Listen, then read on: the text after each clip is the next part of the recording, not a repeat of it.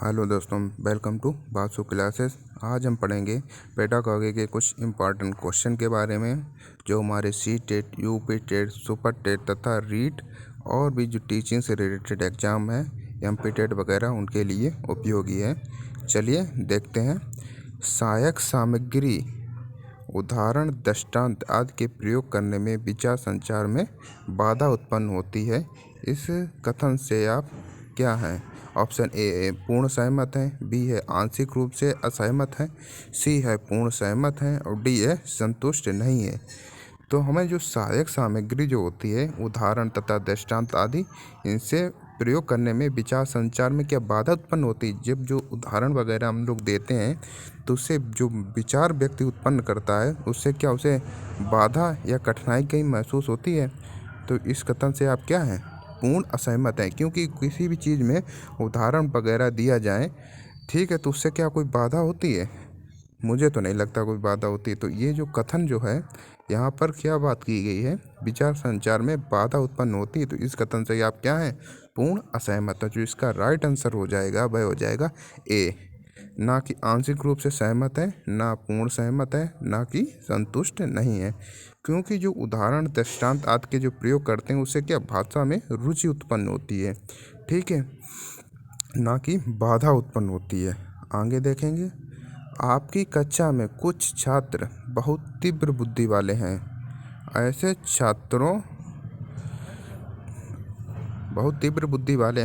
छात्रों की पाठ्य वस्तु के संबंध में आप क्या चाहेंगे? ये कुछ छात्र जो हैं बहुत तीव्र बुद्धि वाले हैं। ऐसे छात्रों की पाठ्य वस्तु के संबंध में आप क्या चाहेंगे? जब इस टाइप के आप क्वेश्चन देखें तो उसे कम से कम 2 से 3 बार पढ़ लें, उसे समझने का प्रयास करें, ठीक है। ऑप्शन देखिए, ए है उससे कह देंगे कि वे अपनी इच्छा के अनुसार कक्षा में जाएं, ठीक है। दूसरा है, आप प्रधानाध्यापक से कहेंगे कि उन छात्रों को अगली कक्षा में पढ़ाया जाए। ऑप्शन सी है, उन छात्रों को विशेष कार्य देंगे जो सामान्य छात्रों के लिए दिए जाने वाले कार्य से मुश्किल है। ऑप्शन नंबर डी है, उनसे यह कह देंगे कि अपना अधिकांश समय पुस्तकालय में व्यतीत करें। तो पुस्तकालय में व्यतीत करना ये भी उसका कोई हल नहीं है, क्योंकि उनकी कोई वो गलती नहीं है कि वो तीव्र बुद्धि वाले हैं, ठीक है। और ना प्रधानाध्यापक से कहेंगे उन छात्रों को अगली कक्षा में पढ़ाया जाए, और ना ये कहेंगे, उनसे ये कह दें अपनी इच्छा के अनुसार कक्षा में जाएं, जो उनकी कक्षा पसंद हो उसमें बैठने जाके। फिर इसका जो राइट आंसर हो जाएगा वह हो जाएगा ऑप्शन नंबर सी, उन छात्रों को कुछ विशेष कार्य देंगे जो सामान्य कक्षा के छात्रों के लिए दिए जाने वाले कार्य से मुश्किल हो। क्योंकि अगर वो उन्हें सरल कार्य देंगे, जो और भी कक्षा में व्यक्ति हैं वो तीव्र बुद्धि वाले, वो उन्हें थोड़े ही समय में सॉल्व कर देंगे तथा बोरियत महसूस करने लगेंगे। तो उन्हें जो छात्रों को कुछ विशेष कार्य देंगे जिससे उनका भी मन लगा रहे पढ़ाई में और उन्हें बोरियत ना महसूस हो। आगे देखेंगे। शरारती बालकों से भरी एक कक्षा के प्रति आपकी प्रतिक्रिया क्या होगी? तो इसका ऑप्शन नंबर ए है, कुछ छात्रों को दूसरे सेक्शन में भेजना, बी है कुछ छात्रों को स्कूल से निकालना, ऑप्शन नंबर सी है प्रधानाध्यापक को स्थिति से अवगत कराना, ऑप्शन नंबर डी है उस कक्षा के बच्चों को पढ़ाना बंद कर देना। तो शरारती बालकों से भरी एक कक्षा के प्रति आपकी प्रतिक्रिया इनमें से क्या होगी? तो इसमें सबसे जो शरारती बालक हैं, अगर उन्हें स्कूल से निकालना, ये तो इसका कोई वो राइट ऑप्शन नहीं हुआ, क्योंकि स्कूल से निकालना कोई उसका उचित हल नहीं है। प्रधानाध्यापक को स्थिति से अवगत कराना, ये भी उसका कोई समाधान नहीं हुआ। उस छात्रों को बच्चों से पढ़ाना बंद कर देंगे, ये भी कोई हल नहीं हुआ। लेकिन उन्हें कुछ छात्रों को दूसरे सेक्शन में भेजना, क्योंकि अगर वो उन बच्चों के साथ भी रहेंगे तो वहाँ भी शरारत करेंगे, जिससे उनके भी पढ़ने में बाधा उत्पन्न होगी। लेकिन अगर उन्हें दूसरे सेक्शन में भेज देंगे और वहाँ पे अलग कोई टीचर पढ़ाएगा तो इससे क्या होगा,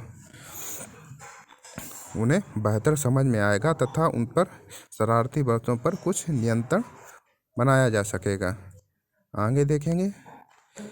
परिवार अनौपचारिक शिक्षा प्रदान करने के लिए सर्वश्रेष्ठ साधन है। आप इस कथन से क्या हैं? तो ऑप्शन नंबर ए पूर्णतः असहमत है, बी आंशिक रूप से सहमत है, सी पूर्ण रूप से सहमत है, डी इनमें से कोई नहीं।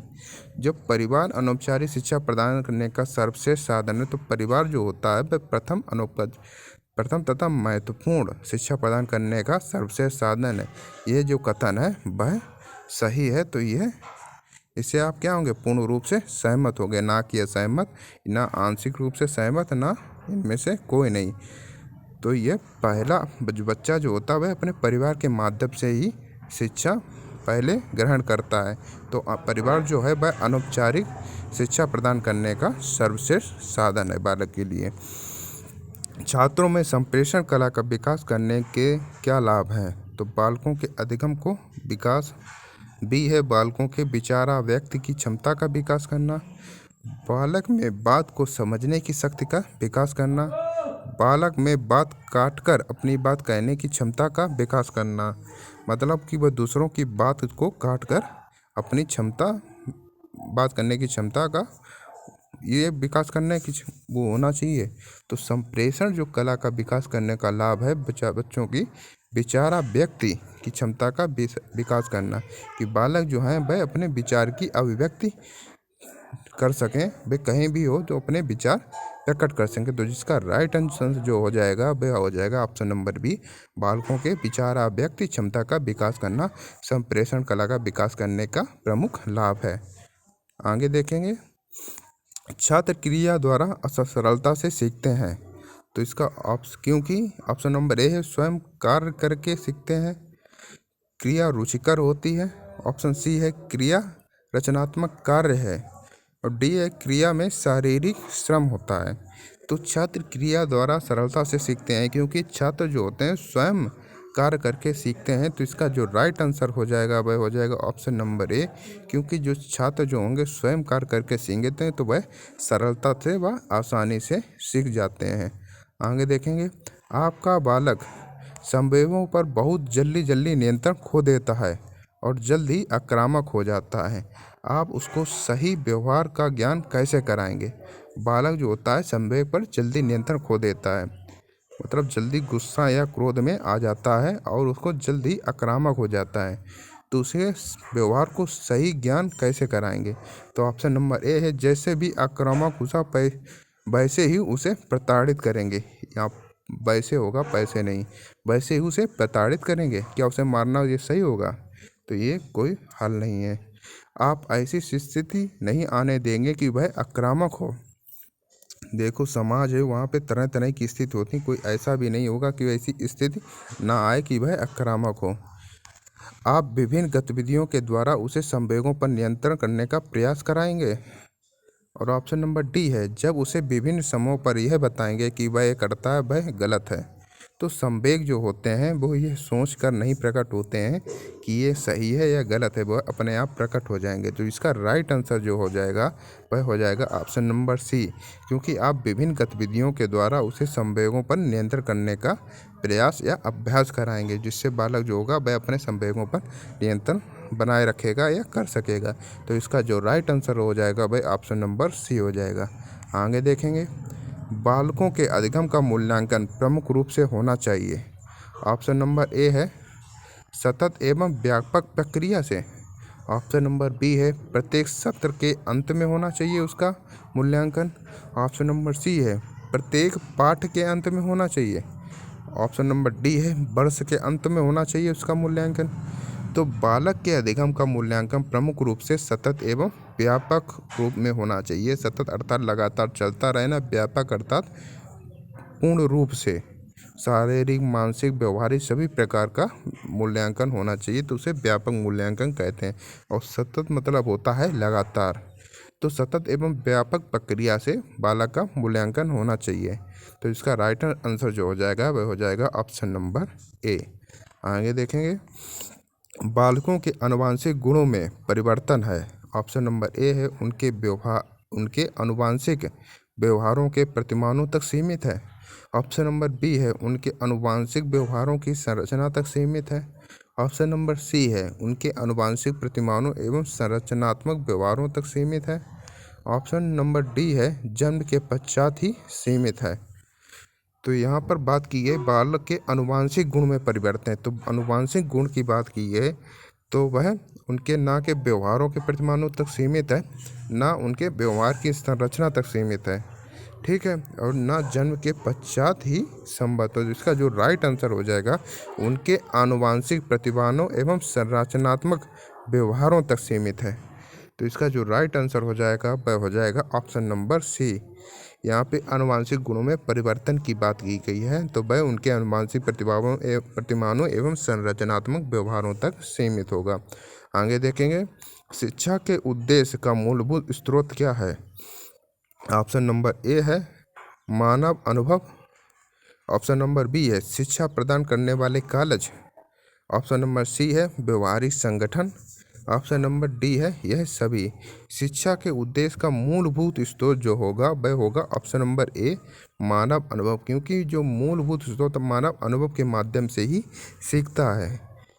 अगर आप देखिए कोई गर्म चीज़ पकड़ लेंगे हैं तो उससे आपका हाथ जल जाएगा, फिर उसके बाद आप क्या करेंगे, उस चीज़ से आपको अनुभव मिल जाएगा कि हमें ये गर्म चीज़ ऐसे नहीं पकड़नी है क्योंकि इससे हाथ जल जाता है। तो इसके माध्यम से आपको शिक्षा प्राप्त हुई, तो ये मानव अनुभव के द्वारा अत्यधिक ठीक सीखता है। तो इसका जो राइट आंसर हो जाएगा वह हो जाएगा ऑप्शन नंबर ए। आगे देखेंगे, कक्षा कक्ष में बालक के व्यवहार को अनुशासित करने वाला प्राथमिक कारक है। ऑप्शन नंबर ए है बालक प्रेरणाएं। ऑप्शन नंबर बी है बालक मित्र मंडली। ऑप्शन नंबर सी है शिक्षक प्रभुत्व। ऑप्शन नंबर डी है पुरस्कार एवं दंड। यहाँ पर कक्षा कक्ष में बालक के व्यवहार को अनुशासित करने वाला प्राथमिक कारक है, तो वह हो जाएगा ऑप्शन नंबर ए बालक प्रेरणा, क्योंकि प्रेरणा के माध्यम से बालक क्या अनुशासित हो जाते हैं और वो क्या होता है, वह अपने आप को अच्छा तथा बेहतर बनाने का प्रयास करते हैं। उनके अंदर प्रेरणा जागृत होती कि मैं भी अच्छे बालकों की तरह बिहेव करूं या व्यवहार करूं, ठीक है। तो उसका प्राथमिक कारक जो हो जाएगी वह हो जाएगी बालक की प्रेरणाएं। पे प्रेरणाओं से बालक की प्रेरणा देखेंगे, उसके बाद उन पर अनुशासित करने का प्रयास करेंगे अच्छे बालकों को देखेकर। भाषा के विषय में निम्न में से अभिव्यक्ति सत्य है। ऑप्शन नंबर एक है एक प्रकार का चिन्ह है। ऑप्शन नंबर बी है विचार विनिमय का माध्यम है। ऑप्शन नंबर सी है भाषा लिखित होती है। ऑप्शन नंबर डी है इसका कोई व्यवस्थित रूप नहीं होता है। तो भाषा के विषय में निम्न में से अभिव्यक्ति क्या सत्य है, तो इसका जो भाषा जो है वह क्या है, विचार विनिमय का एक माध्यम है, क्योंकि भाषा के जो होती है हम लोग विचार का आदान प्रदान करते हैं, तो उससे क्या होता है हम उनके मन की बात समझ पाते हैं, वो हमारे मन की बात समझ पाते हैं। तो भाषा जो क्या अभिव्यक्ति है वह क्या है, विचार विनिमय का एक माध्यम है। आगे देखेंगे, पाठ्यक्रम से संबंधित शिक्षा के सामान्य उद्देश्यों के विषय में निम्न में से क्या तर्क प्रस्तुत किया जाता है। तो ऑप्शन नंबर ए है बालक के लिए जो भी आवश्यक ज्ञान है उसे उचित रूप से प्रदान किया जाए। ऑप्शन बी है बालक को उसके द्वारा चयनित कार्यक्षेत्र के लिए तैयार किया जाए। ऑप्शन नंबर सी है बालक को नागरिक एवं सामाजिक कुशलताओं का प्रशिक्षण प्रदान किया जाए। ऑप्शन नंबर डी है बालक को भारतीय सांस्कृतिक धरोहर की ओर उन्मुख किया जाए। तो यहाँ पर बात की गई है पाठ्यक्रम से संबंधित शिक्षा के सामान्य उद्देश्यों के विषय में निम्न में से क्या तर्क प्रस्तुत किया जा सकता है। तो बालक जो ज्ञान आवश्यक है उसे उचित रूप में प्रदान किया जाए, या बालक को चयनित कार्यक्षेत्र के लिए तैयार किया जाए, या बालक को नागरिक एवं सामाजिक कुशलताओं का प्रशिक्षण प्रदान किया जाए, या बालक को सांस्कृतिक धरोहर की ओर उन्मुख किया जाए। तो इसका जो राइट आंसर हो जाएगा वह हो जाएगा ऑप्शन नंबर सी बालक को नागरिक एवं सामाजिक कुशलताओं का प्रशिक्षण प्रदान किया जाए, क्योंकि नागरिक एवं सामाजिक कुशलताओं के प्रशिक्षण के द्वारा बालक क्या करेगा, कुशलताओं के प्रशिक्षण के द्वारा वह पाठ्यक्रम से संबंधित सामान्य उद्देश्यों के विषय में तर्क प्रस्तुत कर सकता है। क्योंकि अगर उसे समाज तथा नागरिक कुशलताओं के बारे में अगर प्रशिक्षण नहीं प्रदान किया जाएगा तो वह वहाँ पर तर्क प्रस्तुत नहीं कर पाएगा। तो इसका जो राइट आंसर वह हो जाएगा ऑप्शन नंबर सी। आगे देखेंगे, गेस्टाल्टवादियों के अनुसार परिस्थिति का सीधा प्रत्यक्षीकरण किसे माना गया है। ऑप्शन नंबर ए है प्रात्यक्षिक स्थैर्य। ऑप्शन नंबर बी है प्रत्यक्षिक सुरक्षा, ऑप्शन नंबर सी है अंतर्दृष्टि, ऑप्शन नंबर डी है प्रत्यक्षिक सतर्कता। तो गेस्टाल्टवादियों की बात की गई है यहाँ पे, तो उनका सीधा प्रत्यक्षीकरण किसे माना गया, तो गेस्टाल्टवादी जो है अंतर्दृष्टि को महत्वपूर्ण स्थान देते हैं, तो उन्होंने अंतर्दृष्टि को सीधा प्रत्यक्षीकरण माना है। जो इसका राइट आंसर हो जाएगा वह हो जाएगा ऑप्शन नंबर सी। आगे देखेंगे, बालक की वय अवस्था जो व्यवहार को लक्ष्य की ओर निर्देशित करती है कहलाती है। ऑप्शन नंबर ए है सीखना, ऑप्शन नंबर बी है स्मृति, ऑप्शन नंबर सी है प्रेरणा, ऑप्शन नंबर डी है संवेग।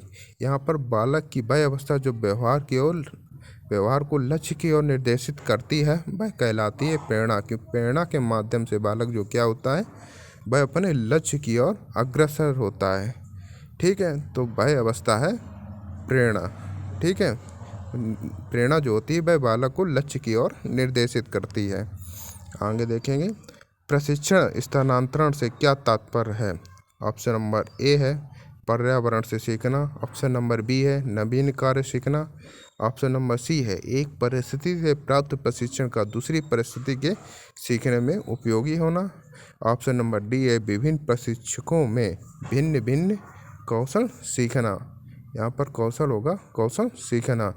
ठीक है, तो प्रशिक्षण स्थानांतरण से आपसे क्या तात्पर्य है, तो इसका जो राइट आंसर हो जाएगा वह हो जाएगा ऑप्शन नंबर सी, एक परिस्थिति से प्राप्त प्रशिक्षण का दूसरी परिस्थिति में सीखने में उपयोगी होना। क्योंकि एक परिस्थिति से, जैसे बालक जो होता है साइकिल के माध्यम से बाइक या स्कूटर चलाने का अभ्यास करता है, तो वह क्या होता धनात्मक स्थानांतरण हो जाएगा, क्योंकि वह एक परिस्थिति से दूसरी परिस्थिति में सीखने में उपयोगी होती है। ठीक है, तो इसका जो राइट आंसर वह हो जाएगा ऑप्शन नंबर सी। आधुनिक शिक्षा व्यवस्था के विषय में निम्न में से क्या सत्य है। ऑप्शन नंबर ए है बालक को व्यावसायिक बनाती है, ऑप्शन नंबर बी है बालक का सामाजिकरण करती है, ऑप्शन नंबर सी है बालक को व्यवहारिक ज्ञान नहीं देती है, और ऑप्शन नंबर डी है बालक को आध्यात्मिक बनाती है। यहाँ पर आधुनिक शिक्षा व्यवस्था के विषय में क्या कथन सही है, तो बालक को व्यावसायिक बनाती है ये तो सही होगा, लेकिन बालक का सामाजिकरण भी करती है। लेकिन जो बालक को व्यवहारिक ज्ञान जो होती है वह ये जो आधुनिक शिक्षा है वह नहीं देती है। ठीक है, तो यहाँ पे व्यवहारिक ज्ञान का अभाव रहता है आधुनिक शिक्षा में, तो इसका राइट आंसर जो हो जाएगा वह हो जाएगा वह हो जाएगा ऑप्शन नंबर सी, क्योंकि बालक को व्यवहारिक ज्ञान नहीं देती है। आगे देखेंगे, बालक में तथ्यों को रटने की आदत पाई जाती है, इस आदत के परिणाम स्वरूप ऑप्शन नंबर ए है बुद्धि कुंठित होती है, पाठ्यक्रम के अतिरिक्त कुछ और पढ़ने की रुचि पैदा नहीं होती है, ऑप्शन नंबर सी है मौलिक चिंतन में बाधा पड़ती है, ऑप्शन नंबर डी है व्यक्तित्व का सही विकास नहीं होता है। यहाँ पर बालकों में तथ्यों को रटने की आदत पाई जाती है, इस आदत के परिणाम स्वरूप क्या होता है, तो ये बुद्धि कुंठित होती है क्या, या पाठ्यक्रम के अतिरिक्त कुछ और पढ़ने की रुचि पैदा नहीं होती है, या मौलिक चिंतन में बाधा पड़ती है, या व्यक्तित्व का सही विकास नहीं होता है। तो जब बालक के अंदर रटने की प्रवृत्ति पाई जाएगी तो वह क्या उसके मौलिक चिंतन में बाधा पड़ती है, क्योंकि वह अपने दिमाग से कोई चिंतन वगैरह नहीं कर पाता है। जब वह तथ्यों तथा रटने की आदत पाई जाएगी तो वह कुछ अपना जो चिंतन वगैरह होता है वह नहीं कर पाता, तो इससे क्या हो जाएगा मौलिक चिंतन में बालक के बाधा पड़ जाती है। जो इसका राइट आंसर जो हो जाएगा वह हो जाएगा ऑप्शन नंबर सी। निम्न में से किस मनोवैज्ञानिक संप्रदाय ने अंतर्दृष्टि द्वारा अधिगम को विशेष महत्व दिया है, तो ऑप्शन नंबर ए है व्यवहारवाद, ऑप्शन नंबर बी है गेस्टाल्ट संप्रदाय, ऑप्शन नंबर सी है मनोविश्लेषणवाद, ऑप्शन नंबर डी है सहचर्यवाद। तो इसका जो राइट आंसर जो हो जाएगा वह हो जाएगा ऑप्शन नंबर बी गेस्टाल्ट संप्रदाय, क्योंकि ये एक क्वेश्चन ऊपर भी आया है, क्योंकि अंतर्दृष्टि के द्वारा अधिगम को विशेष महत्व दिया, तो गेस्टाल्टवाद संप्रदाय ऐसा इन्होंने अंतर्दृष्टि के द्वारा सीखने को महत्वपूर्ण बताया है। तो इसका राइट आंसर जो हो जाएगा वह हो जाएगा गेस्टाल्ट संप्रदाय, अर्थात ऑप्शन नंबर बी। निम्नलिखित में कौन सा कारक बालक के निम्नलिखित में से कौन सा कारक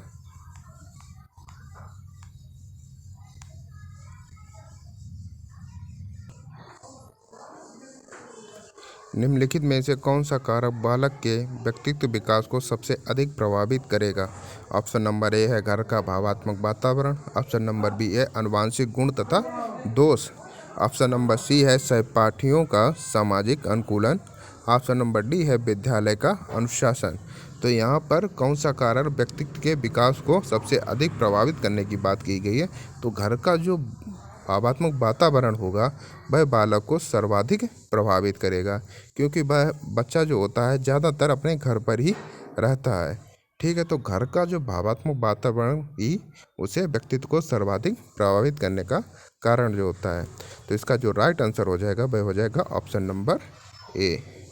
आगे देखेंगे, प्राथमिक स्तर पर शिक्षक की निम्न में से सबसे महत्वपूर्ण भूमिका है। ऑप्शन नंबर ए है जानकारी देना। ऑप्शन नंबर बी है योजना बनाना। ऑप्शन नंबर सी है बच्चों की देखभाल करना। ऑप्शन नंबर डी है मार्गदर्शन करना। यहाँ पर प्राथमिक स्तर पर शिक्षक की सर्वाधिक महत्वपूर्ण भूमिका क्या होती है? तो इसकी शिक्षक की सर्वाधिक महत्वपूर्ण भूमिका जो होती है वह होती है बालकों की देखभाल करना। ठीक है, यहाँ पर प्राथमिक स्तर पर बालक की बात की गई है, तो वहाँ पर देखभाल करना ही महत्वपूर्ण भूमिका होती है। आगे, अगर आपको दोस्तों ये वीडियो पसंद आए तो लाइक करें, शेयर करें और सब्सक्राइब करें। Thanks for watching.